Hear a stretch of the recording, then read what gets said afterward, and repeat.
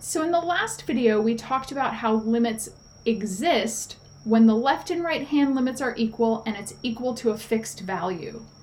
In this case, we're going to talk about when limits do not exist. You can write DNE on your exam, just so you know. And so let's think about ways that it does not exist. Well, I said it exists when left and right hand limits are equal. So let's look for examples when they're not equal. So let's call this limit of, as x goes to a from the left of the function, does not equal limit as x goes to a from the right of the function. So there's a couple of ways that could happen. One way, so I'm going to make f of x pink. So if I have an asymptote and from the left I approach positive infinity and the right I approach negative infinity, so that's one way.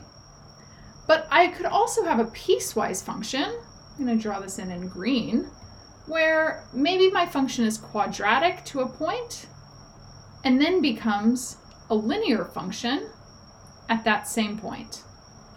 So I'll call that the green A. Maybe I'll call it A2. So in both of these scenarios, as x goes to either one of the a's, the left limit doesn't equal the right limit. Therefore, the limit does not exist. Well, another way it can happen is if the limit is not equal to a fixed value L. As x goes to a of f of x does not equal L, where L is an element of real numbers. So this scenario is when I have an asymptote again. So let's go maybe this brown color. So this time, maybe I approach positive infinity from both sides.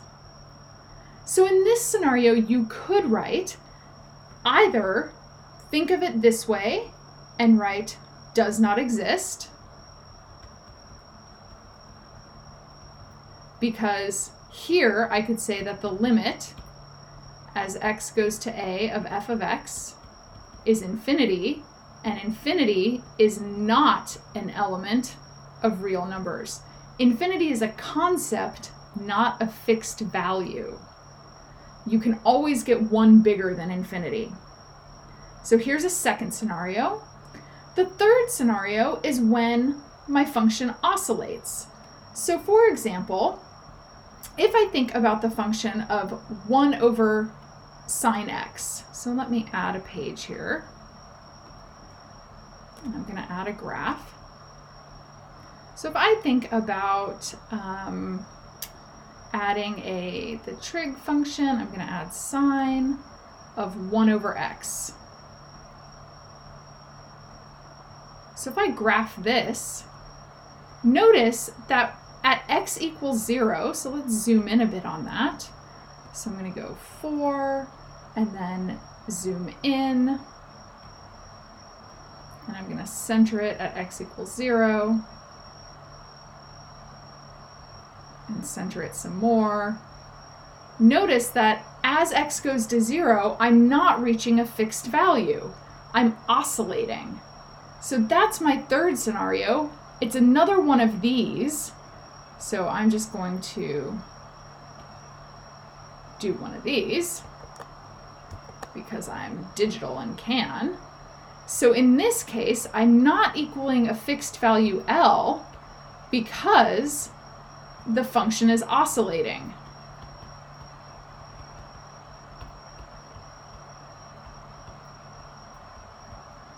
Maybe that's got 2 L's in it.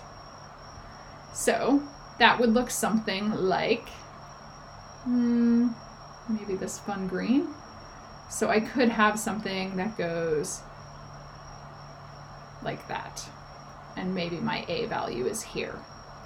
So those are my 3 different possibilities of limits not existing.